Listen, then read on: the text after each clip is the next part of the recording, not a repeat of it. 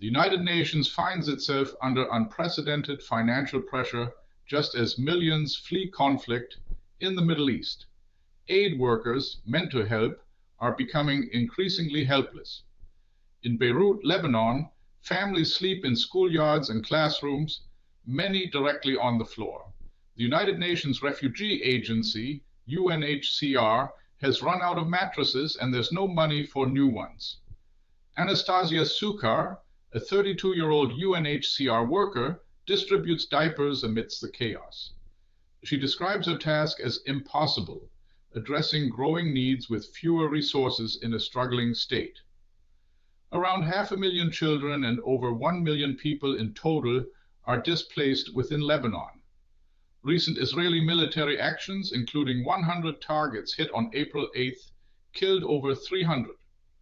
A fragile 10-day ceasefire is in effect, but people are advised not to return home. Sukar notes that basic necessities are scarce. Some people have been wearing the same clothes for 2 weeks. Some did not even have diapers for their children. Needs far exceed aid. This global humanitarian crisis is exacerbated by a historic financial shortfall for the United Nations. The United States government under US President Trump significantly reduced its contributions, cutting over $1 billion from the United Nations Refugee Agency alone last year and forcing 5,000 job cuts. European nations, including Germany, are also reducing humanitarian aid. Germany, a traditionally major contributor, nearly halved its funding to the agency last year. German Foreign Minister Johann Wadephul acknowledged that these cuts do not align with current needs, stating he believes funds for humanitarian aid are insufficient, despite the German interest in preventing hunger and potential refugee movements. Carolina Lindholm-Billing, local UNHCR head in Lebanon, warns these cuts increase instability and tensions. The impact extends to the United Nations' own workforce.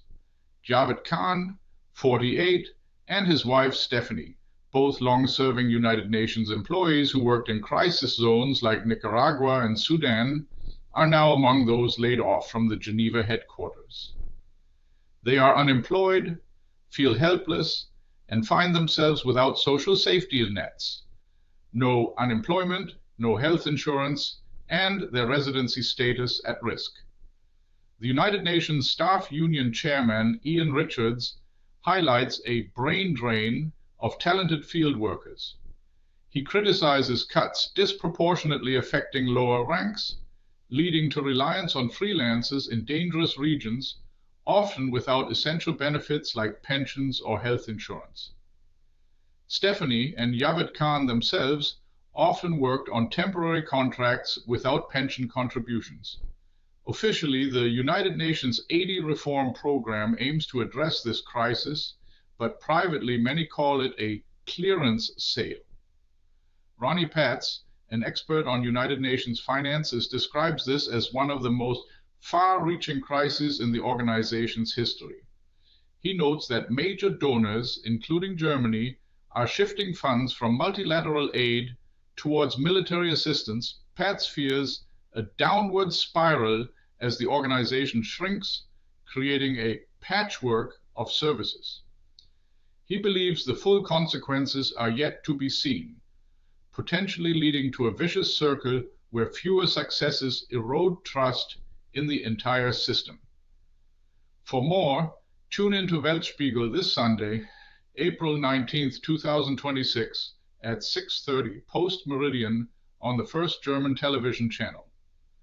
What's your take on UN faces historic financial crisis amid Lebanon war and Trump cuts? Share your view in the comments. Do you think this will matter in the next news cycle? This video was generated using artificial intelligence.